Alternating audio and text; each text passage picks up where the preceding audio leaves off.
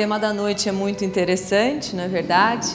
E eu gostaria de iniciar com uma frase de um poeta chamado Mário Quintana, que ele diz assim: bendito aquele que inventou o belo truque do calendário, porque a cada primeira segunda-feira do mês, ou a cada segunda-feira, cada primeiro dia do mês, cada primeiro dia do ano, ou a cada novo ano, a gente tem a impressão de que a vida não continua, apenas recomeça. E não é assim? A cada novo dia é um grande recomeço para cada um de nós, sem dúvida nenhuma. E os poetas têm essa habilidade de trazer para a gente de forma a que todos tenham a possibilidade de entendimento. Pois bem, quando nós falamos nesta renovação, neste truque do calendário, nós nos lembramos até, se a gente fizer aí um pequeno relembrar de alguns momentos, lá no finalzinho de 2013, para iniciar este ano, que já está quase no meio, não é verdade? A gente fica assustado com a velocidade que estes sonhos vão caminhando. Lá atrás, nós fizemos alguns planos, não fizemos? De recomeço. Nós tínhamos, eram sonhos que fazíamos um balanço do ano que passou, de sonhos que realizamos, de sonhos que não sonhamos, de coisas que gostaríamos de ter concretizado e não conseguimos, de perdas, de ausências. Tudo isso a gente faz quando o ano está acabando. E à medida que um novo ano entra, aquela nossa alegria do dia 31, nós ficávamos efervescentes, porque o ano vai começar e a esperança está se renovando. Fazemos alguns planos, traçamos alguns objetivos. Normalmente, estes objetivos, eles são de coisas mensuráveis, quantificáveis, tangíveis, não é assim? Então a gente planeja um novo curso para aprimorar o nosso trabalho, para que a gente possa conquistar um cargo melhor, por exemplo. Nós planejamos começar um curso de médiums, não é? Planejamos, nossa, esse ano eu vou me dedicar mais a estudar a doutrina espírita. Planejamos conquistar uma casa. Planejamos comprar uma outra casa, se já temos uma, queremos uma na praia, trocar o carro, ou seja, nós nos dedicamos a traçar planos que a gente consegue ver quando dá certo. Mas poucos de nós se atêm a fazer um plano de recomeçar, de renovação interior, de renovação de atitudes, de renovação íntima. Porque estes planos, eles envolvem coisas como perdoar. Qual de nós vai lá e faz aqueles rituais típicos do final do ano, aquelas superstições, não é verdade? Bom, aqui eu acho que ninguém faz, porque o espírita, gente, a gente não faz, a gente não, acho que não precisa, Ninguém veste roupa branca, ninguém come lentilha, não faz aquelas coisas todas.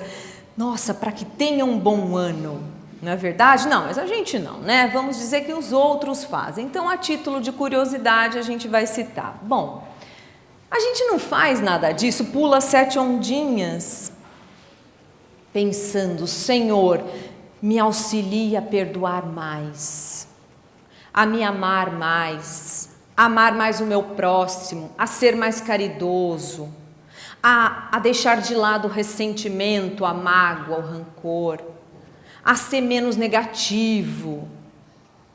A gente faz? Não, porque isso não dá para palpar, não dá para quantificar.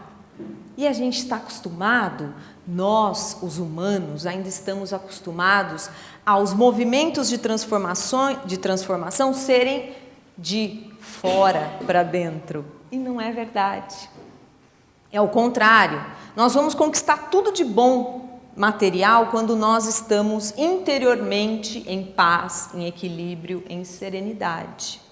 Como diz o Evangelho, primeiro as coisas de Deus, que as outras lhe virão por acréscimo. Por quê? Com paz, com equilíbrio, com harmonia interior, nós conseguimos galgar as outras questões tão importantes quanto, que são as questões da matéria, que nós não podemos fugir delas, nós estamos no mundo da matéria.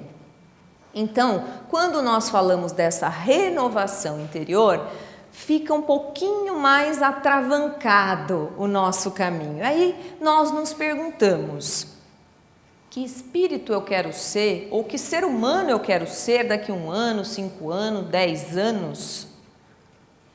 O que eu quero? Quais são os propósitos que eu quero traçar na minha vida? Quais são as mudanças necessárias ao meu bem-estar, ao bem-estar da minha família, ao bem-estar, como eu vou viver o mundo se eu sou um ser humano pacífico, generoso, bondoso?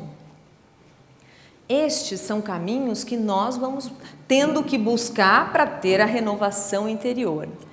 E um bom exemplo de renovação na natureza estão aí, são vários. Dizem, eu li há algum tempo atrás um estudo dizendo que as árvores, se eu não me engano, as quaresmeiras que temos aqui em São Paulo, a profusão, um monte delas, na 23 de maio, um monte de avenidas da nossa amada cidade, tem um monte dessas árvores lindas, floridas.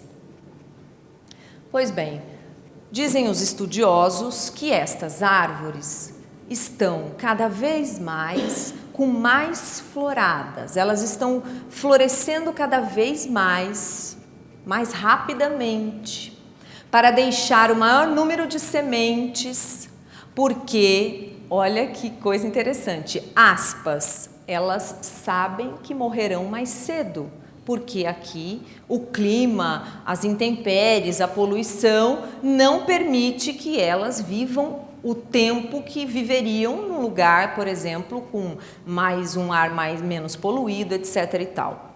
Olha a adaptação, a renovação de uma planta, né?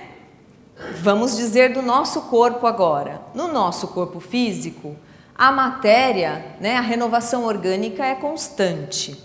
Então, nós podemos pensar aí que a nossa revelia, a matéria está se transformando. No nosso corpo, nós temos 220 bilhões de células. Destas células, tem alguns tipos delas que vivem um dia e meio. Outras, como, por exemplo, nós que temos 97 mil quilômetros de artérias, veias, capilares, que daria para dar 2 voltas no nosso planeta. Olha que maravilha, né? O Criador, que maravilhosa essa máquina que nos coloca, né? Coloca à disposição do Espírito. Daria para dar 2 voltas no nosso planeta. Dentro dessa imensidão destes tubos, dessa tubulação que nós temos no nosso corpo para que nós possamos nos manter vivos, temos lá hemácias, sabe aquelas coisinhas vermelhinhas do nosso sangue? Pois é, elas vivem em média 4 meses. Já os leucócitos, que são as células de defesa do nosso corpo, vivem mais ou menos 15 dias. Em 15 dias já são novinhos em folha de novo. Morrem e nascem outros. Esta renovação não para. A cada 60 segundos, morre parte do nosso corpo, porque morrem 300 milhões de células, que é quase a população dos Estados Unidos. Morrem, mas gente, não precisam se desesperar, tá? Todo mundo vai continuar vivo aqui, porque morrem e outras já as substituem. Porque estes kits reparação, a memória celular é tão impressionante que vai se renovando à medida da necessidade. Então, na nossa pele, a cada 30 dias é uma pele nova, o nosso intestino a cada 1 semana também já tem células novas, o nosso pâncreas dura aí uns 70 dias as células para se renovarem, ou seja, todo o nosso corpo está de uma forma dinâmica, se renovando e se melhorando e se transformando. Pois bem, se a matéria nos dá este exemplo de que se renova mesmo que nós não façamos nada. Quando nós cortamos um dedinho aqui, sabe aquela folha de papel que corta aqui, né? Dói, arde, nossa, aquilo, você tem uma memória daquilo pro resto da vida, né?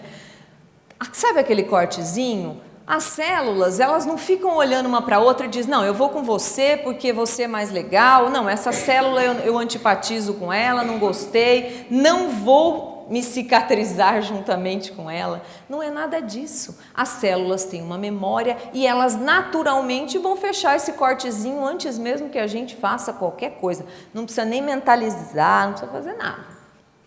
Elas sabem que tem que se regenerar, se renovar.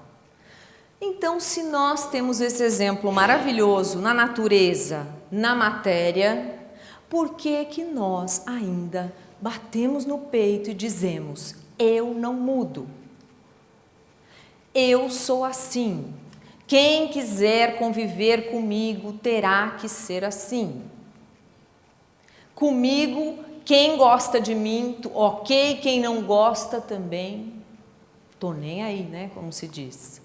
Por que que nós ainda nos colocamos nesta posição? Se a matéria que não pensa, que não tem a inteligência que o espírito imortal tem, a matéria se renova.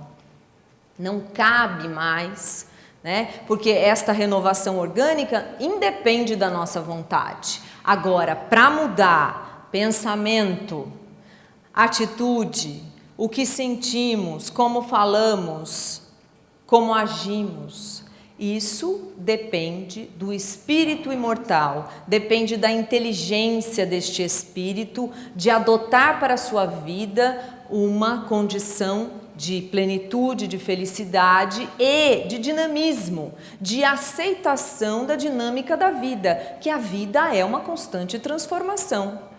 A cada dia é uma renovação, é uma nova oportunidade de recomeçar. Então não cabe mais essa fala de dizer que eu vou passar a vida toda assim. Gente, a gente não passa nem com a mesma cortina na nossa casa, né? A gente muda, quer mudar o sofá, a gente quer mudar a nossa aparência, a gente muda o que a gente come. Por que que não mudamos o que pensamos, como agimos, como falamos, como nos colocamos diante da vida? Mas adoramos um esporte chamado mude o outro ou algo no outro. Este esporte, a maioria de nós é craque, né? É craque. A gente é camisa 10 em apontar o dedo e dizer que o outro precisa fazer uma transformação, que o outro precisa frequentar o centro, que o outro precisa vir ver a palestra. E aquele velho chavão que todos aqui dizem, a palestra é sempre para quem não veio, não é? Quem não veio é que a gente vai chegar em casa e dizer, era para você, nunca é para gente, não é? Pois é, então quando este esporte, gente, todo mundo tem um pouquinho, gosta de praticar isso. Porque o outro é fácil, né? Você diz, você é assim, você precisa fazer isso, você precisa fazer aquilo.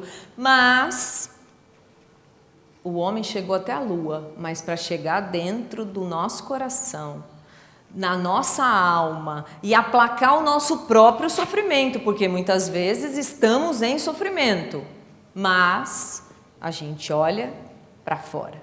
Sentamos na janelinha aqui e olhamos a vida que é nossa, mas só para lá, não aqui dentro de nós.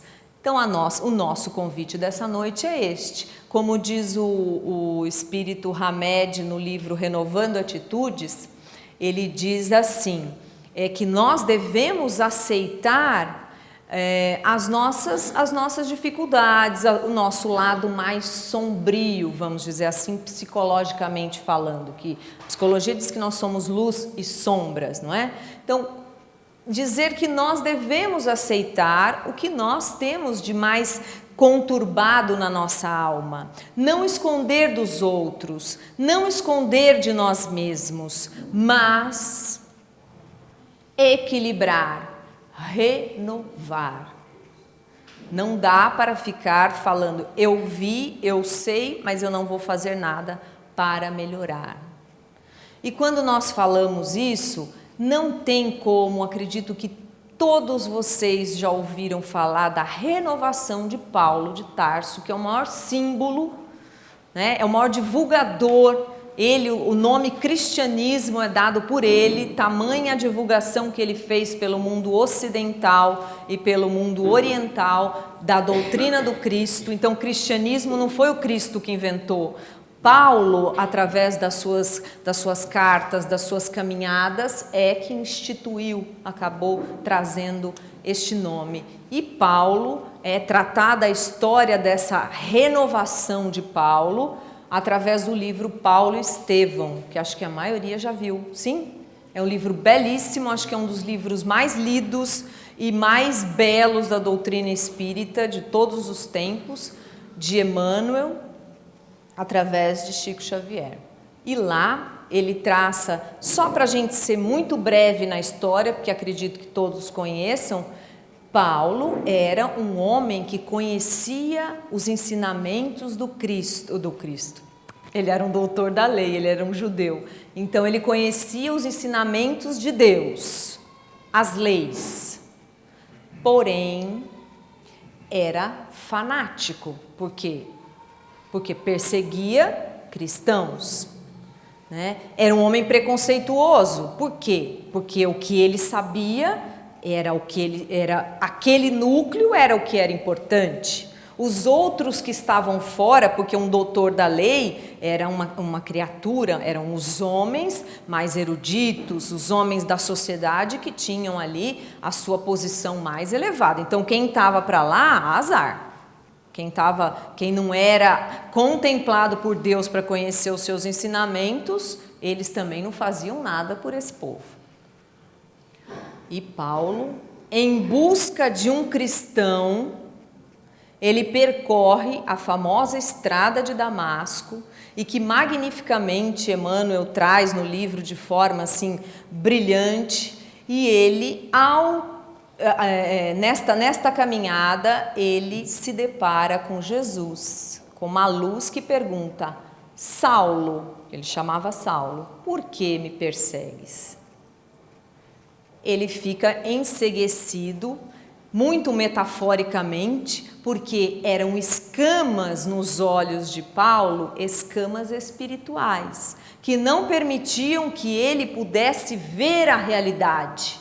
Toda vez que nós não vemos a realidade com todas as suas nuances, nós estamos com escamas nos nossos olhos. Então, muito metaforicamente, ele vai até Damasco, onde ele é curado por um cristão.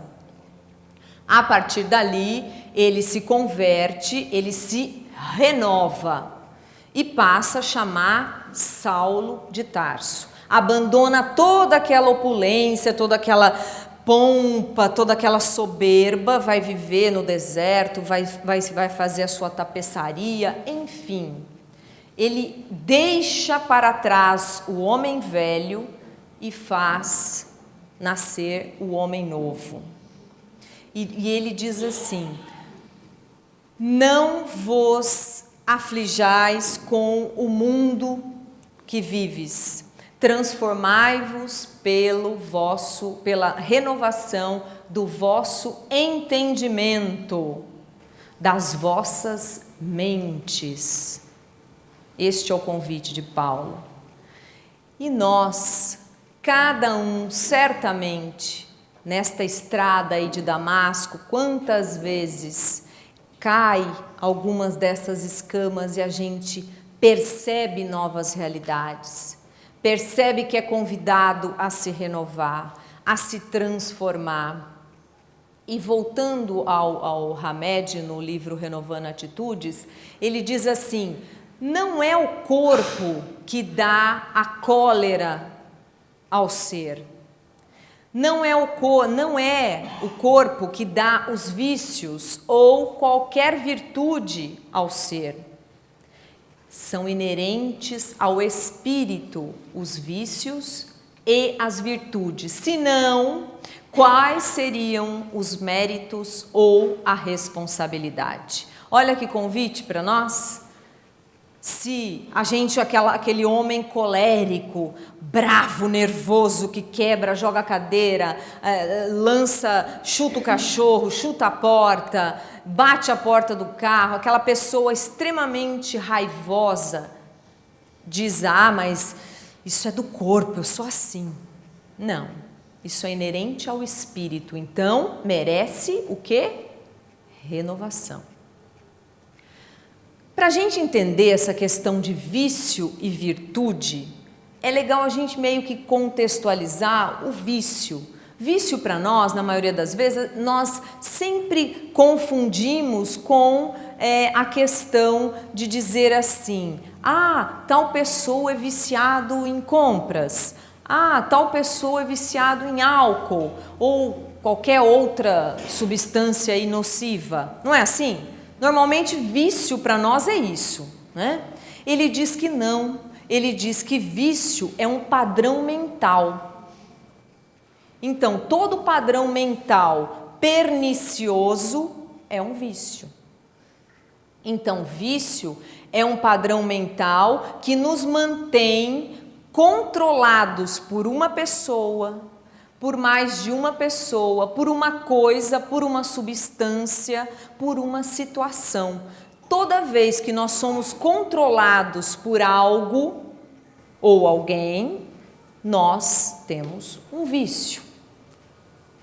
Então, a gente não pode dizer que é só esta questão de alguém ter aí um vício de utilização, abuso de substâncias nocivas. Então, cada um de nós, gente, tem tantos vícios, tantas manias, tantas coisas que nós vamos arrastando pela vida fora, tantas crenças equivocadas, tantas questões que dói a nossa alma, nos faz sofrer, mas a gente não consegue descolar, não consegue retirar isso, essas escamas, nem dos nossos olhos, nem do nosso corpo, porque às vezes nos causa doença, nos causa mal-estar, nos causa sofrimento. Então, se esta questão dos vícios e virtudes é inerente ao espírito, eu posso mudar? Sim ou não? Sim, posso mudar. Podemos começar hoje, inclusive. Se bem que hoje é sexta-feira, né, Rose? É melhor começar na segunda, né? Eu acho que dá mais sorte, eu acho que pode até, né? Ninguém começa nada na sexta. E ainda o que é pior, né, amiga? Amanhã tem jogo do Brasil. Então, vai que, né, a gente toma uma atitude hoje e amanhã tem que voltar atrás porque vai estar ali no jogo e tal. Então, é melhor a gente esperar até segunda para começar. Emenda com o regime também, né? Pois é. Quem começa alguma coisa, quem vai procurar trabalho na sexta-feira? Não vai, né? Quem vai começar a dieta na sexta-feira? Não, porque tem o fim de semana. Então, nós sempre temos esses adiamentos, não é? E é muito interessante que estes vícios, eles nos acompanham, às vezes, pela vida inteira. Olha a responsabilidade da educação, dos pais. Por exemplo, uma criança que ouve dos seus pais, desde catatauzinho, que ela é preguiçosa, é burra, nada que ela faz, né, tá certo, que ela é que aquela criança cheia sem elogios. Como vocês acham que ela vai levar a vida dela? Autoestima lá embaixo, insegura, com a crença repetindo na cabeça dela de que eu não sirvo para nada, nada dá certo comigo, eu não vou conseguir nada, eu nunca vou ser ninguém. E é tão comum, as escolas hoje em dia estão cheias de crianças, né? Professores que aqui estão não me deixam, podem corroborar no que eu estou dizendo, crianças que repetidamente são, até por uma crueldade, repetem estas crenças, fazem elas acreditar que elas são assim.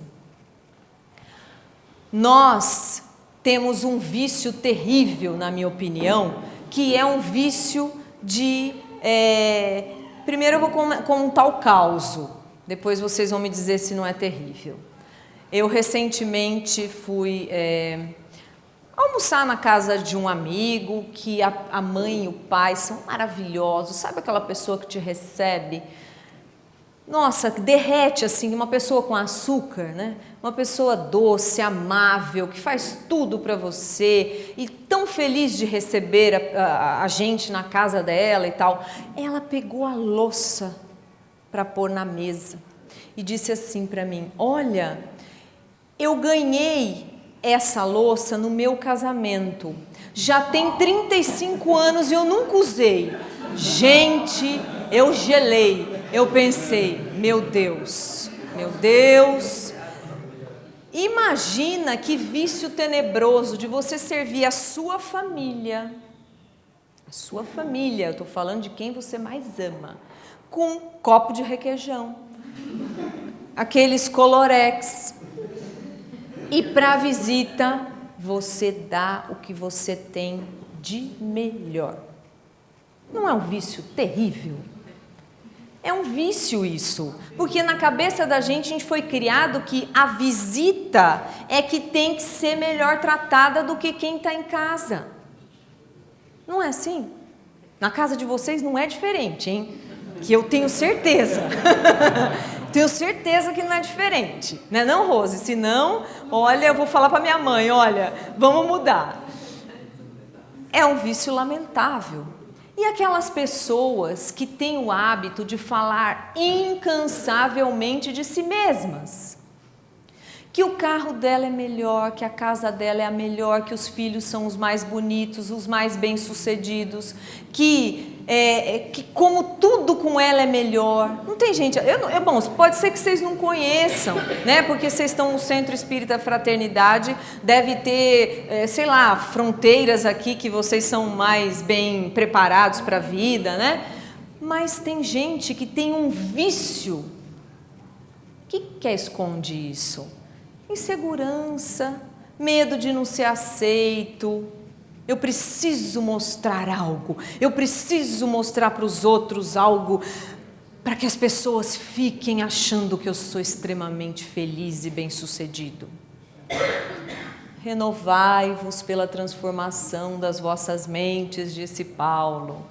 Conhece-te a ti mesmo, disse o sábio lá da antiguidade, como diz a abertura lá do Evangelho segundo o Espiritismo. Temos que nos conhecer. Outro vício terrível e lamentável é o vício daqueles que passam a vida a lamentar-se como vítimas. Passam a vida inteira. É uma coisa muito difícil conviver com a pessoa assim, porque você não pode contar nada para ela, nem contar nada, porque se você contar, ela não vai te ouvir, porque o problema dela é pior que o seu. Então, você chegou para dizer alguma tragédia, você pode ter certeza que ela tem uma maior. Se você tiver um problema, você não pode contar com ela, porque ela vai ter sempre algo que ela está muito pior que você. Ai, amigo, você não sabe eu. Nossa, você está assim, você não sabe eu. Não dá tempo nem de você dizer o que você tem, porque ela já está pior do que você. Então, gente, essas pequenas bobagens, parece que na vida isso vai passando como se isso fosse normal. E não é. Não é normal, porque o normal é nós sermos felizes, nós conhecermos a nós mesmos, as nossas falhas, as nossas dificuldades e tentar renovar, tentar transformar. É esta a solicitação do Hamed no livro. Aceite. Mas não acredite que aquilo tem que ser assim e tem que ficar assim. Nós precisamos melhorar, transformar, fazer diferente. Porque senão, qual seria a finalidade da vida? Então muitas vezes, nós realmente nos sentimos... se você hoje se encontra numa situação que você diz, mas eu não estou conseguindo, eu estou me sentindo derrotado pelas mágoas, estou me sentindo derrotado pelas dificuldades da vida, pela falta de perdão, pela desesperança, pelo medo, pela ansiedade, pela tristeza. Aponte soluções, não fica olhando para o macro, olha para aquilo que é possível resolver. Se a gente tem uma fome extrema, se você está com muita fome, você não consegue comer tudo de uma vez, não é? Não precisa dar uma garfada de cada vez. Experimenta comer um montão de uma vez quando você passou horas sem comer. A sua digestão é muito mais difícil. Então, nas questões emocionais, da nossa alma, espirituais, não é diferente. Não é diferente, a digestão é lenta. Até tomarmos contato com aquilo que nos dói, com aquilo que nos aperta. Precisamos de um tempo para digerir isso, para tomar atitudes, para renovar atitudes. Não é de um dia para o outro. Gente, a gente passa 10 anos, 20 anos, 30 anos, 50 anos ouvindo a mesma coisa. Com a mesma forma de pensar, com as mesmas ideias que vêm lá da família, sem contar o que nós trazemos de aquisições espirituais, que a gente nem sabe por que às vezes age de tal forma, em tal situação, né? Por que será que toda vez a mesma situação se repete na minha caminhada e toda vez eu tomo a mesma atitude? Não experimento um outro caminho. Quem percorre o mesmo caminho, o que vai encontrar lá? Sempre o mesmo fim. Mas quando você vê, você já está tomado por aquilo e é automático. Então, quebrar esse automatismo das reações sempre já robotizadas. Eu sempre agi assim, então é isso que eu vou continuar fazendo.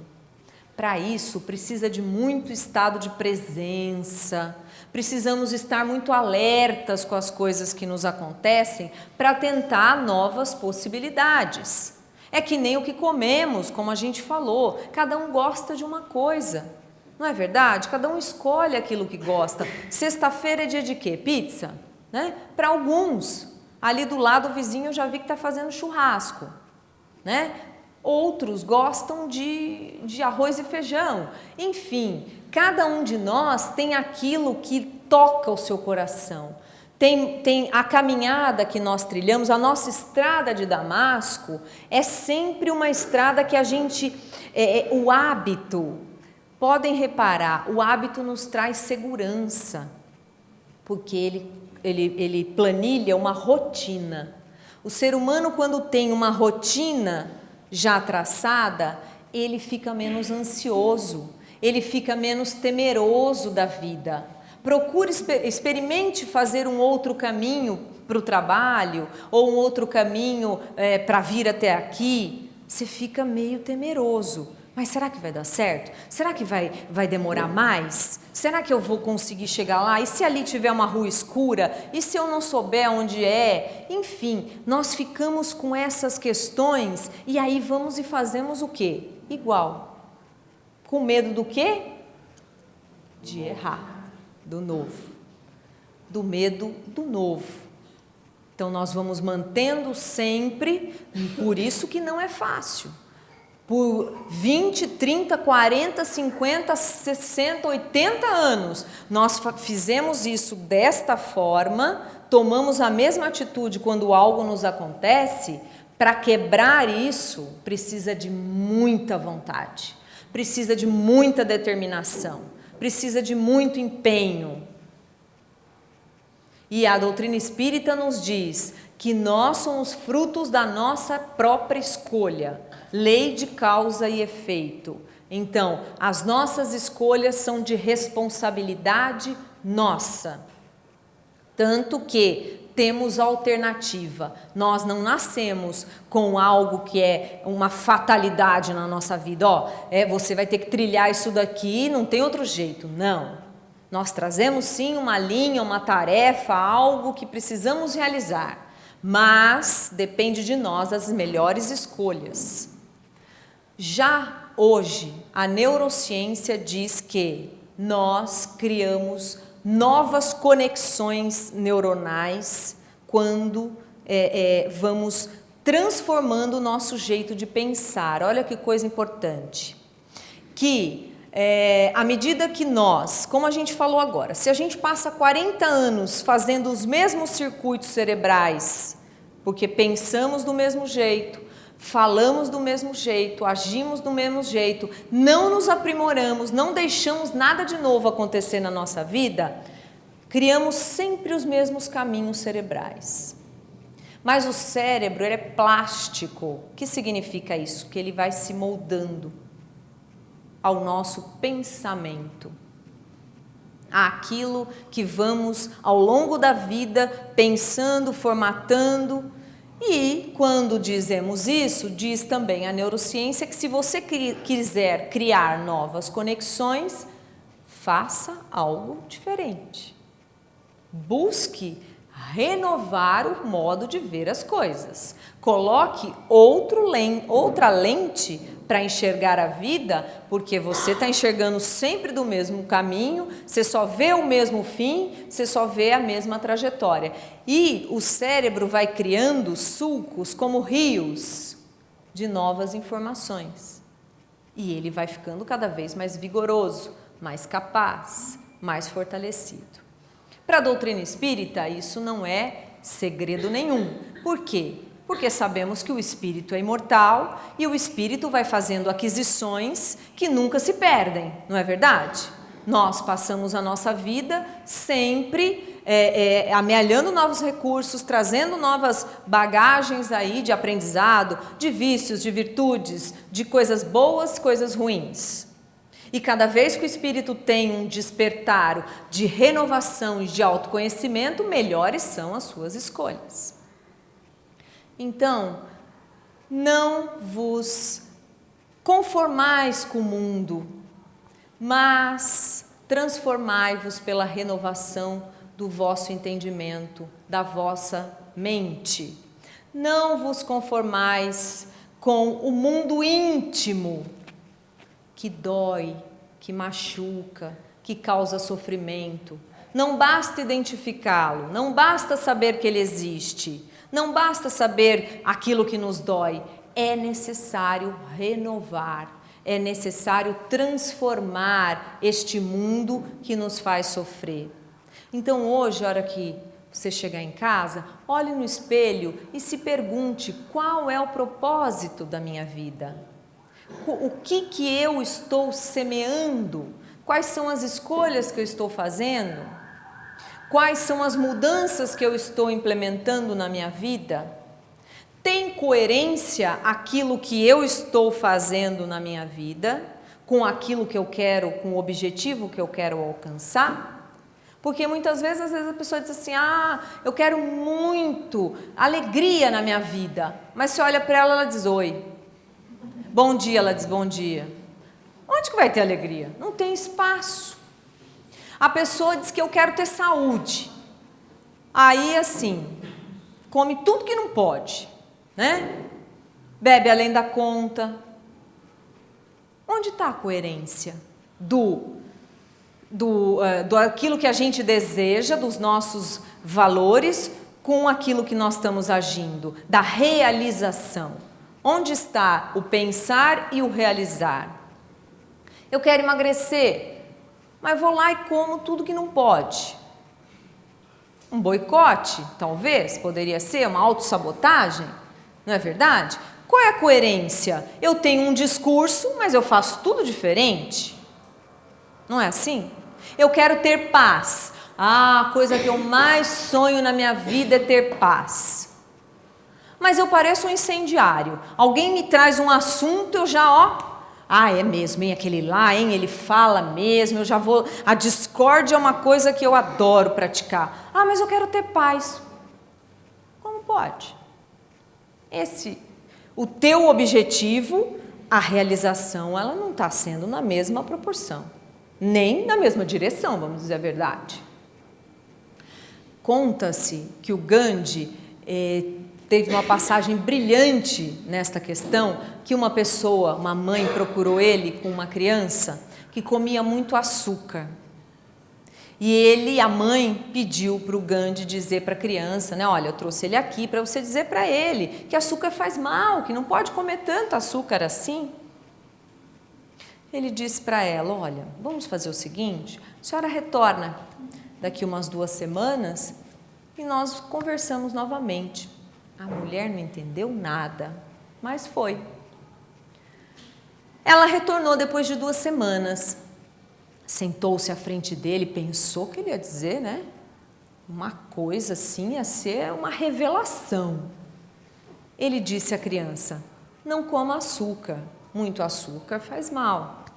Ela disse, olha, vem cá, você demorou 2 semanas para dizer isso? Podia ter falado quando eu vim aqui. Ele diz, é que é assim, veja, há 2 semanas atrás eu também comia açúcar. Como é que eu vou dizer para alguém fazer algo que eu não faço?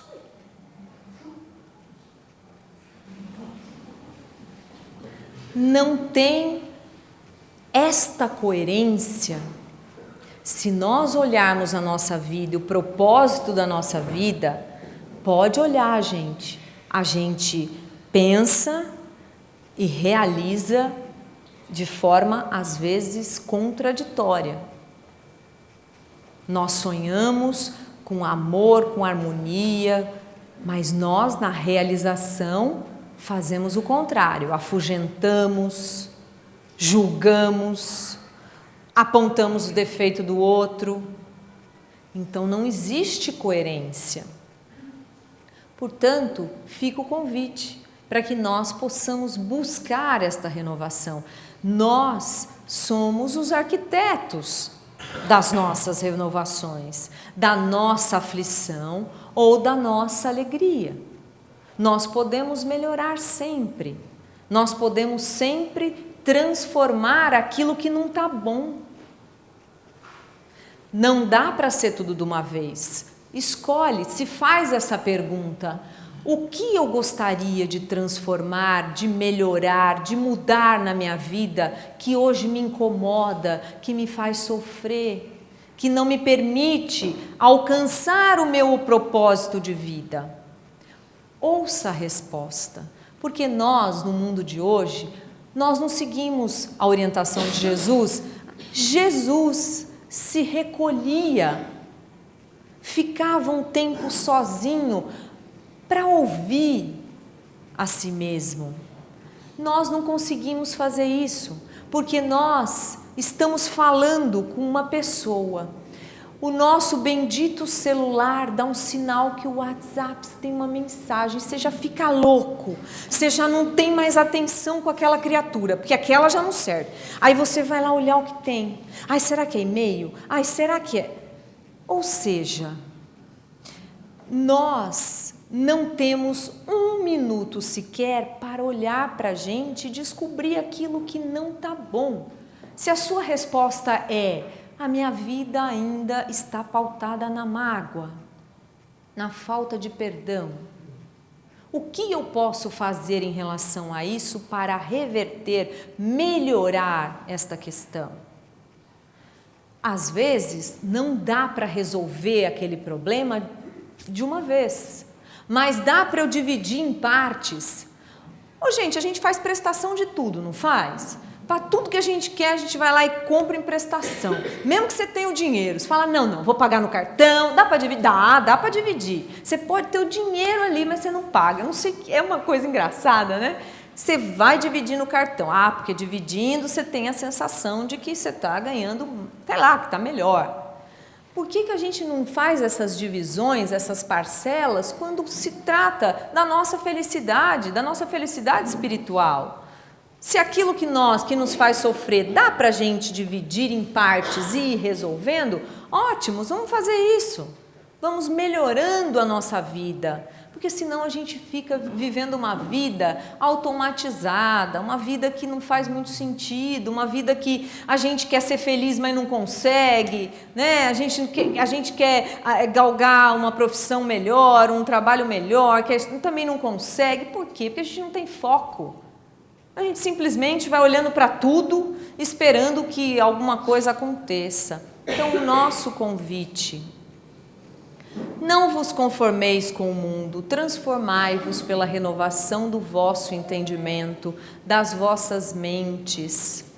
O pior naufrágio é do barco que não saiu do cais. Quem nunca errou? Não é verdade? Naufrágio é daquele que não tenta. Tente, transforme-se, melhore o que é possível. A gente sabe que a gente não muda tudo de uma vez, mas dá para que a gente vá fazendo aos poucos.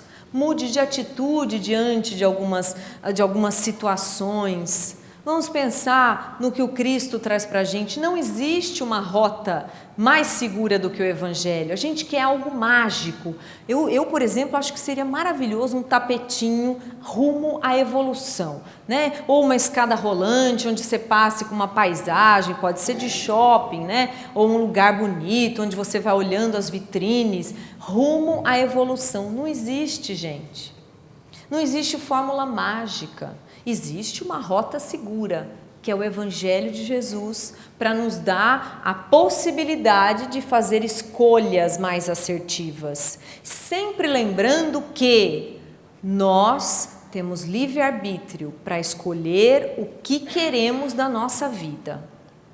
Então, a doutrina espírita é uma doutrina libertadora, que dá para a gente a certeza de que nós não somos, de jeito nenhum, alguém está controlando a nossa vida. Não, nós. Não dá para terceirizar a nossa evolução. Não dá para terceirizar a felicidade. Não dá para terceirizar aquilo que nós queremos de melhor para nós. Arregaçar as mangas. Porque em todos os momentos Jesus fala de trabalho. Quando ele fala, a tua fé te curou. Quem te curou? O seu trabalho interior. Porque o que é fé? É algo que você constrói. Ninguém compra na farmácia, ninguém prescreve. O médico pode até prescrever, mas para te dar um cutucão dizendo, querido, está te faltando fé.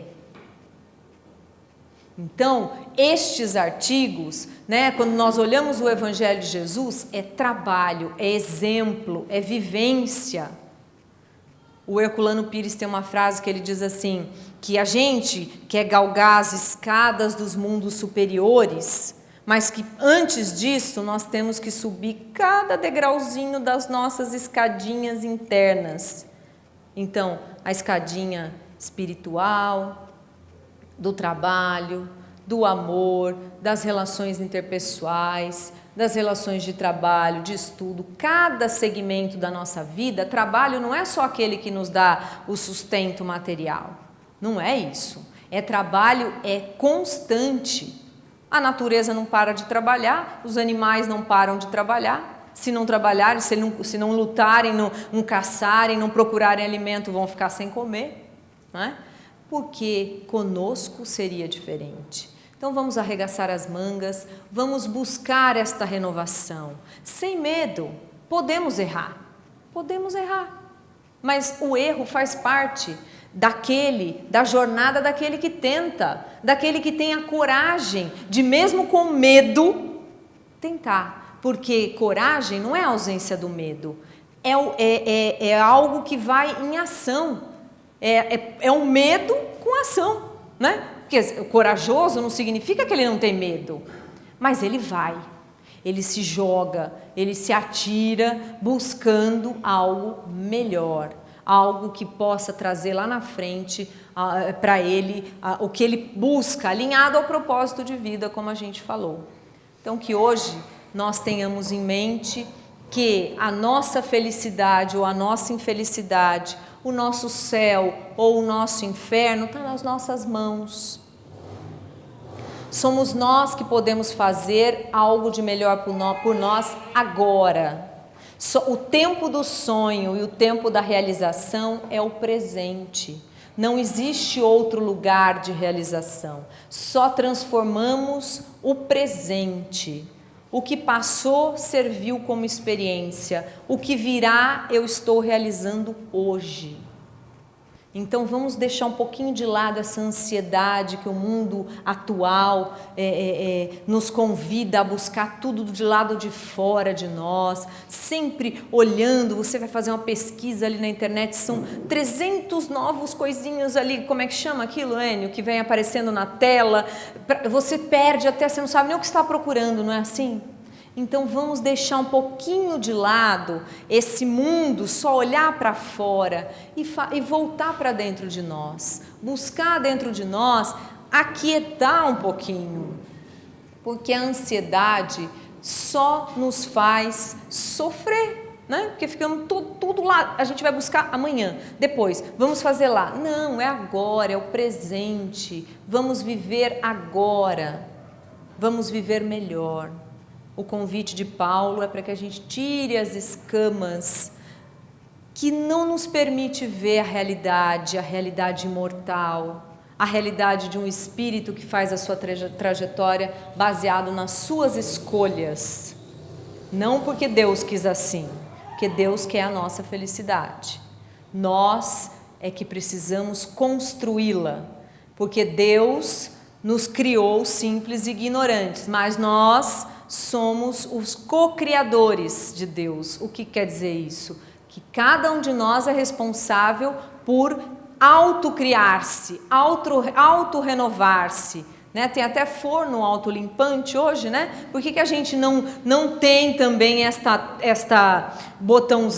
botãozinho que a gente limpe a nossa mente aquele lixo emocional, aquilo que nos tortura, que faz a gente achar que a gente não vale muito, que a vida não vale a pena, que comigo não dá nada certo. Não, esquece isso, né?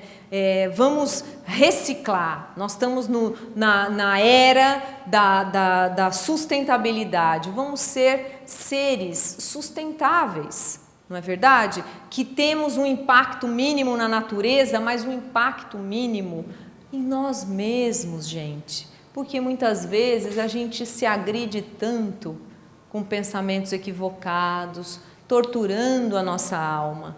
Então que fica o convite, que cada um de nós saiba reconhecer aquilo que necessita, que cada um de nós se olhe no espelho, como a gente falou hoje. Pergunte-se, o que eu gostaria de renovar em mim? Por onde eu posso começar? Comece pelo mais fácil.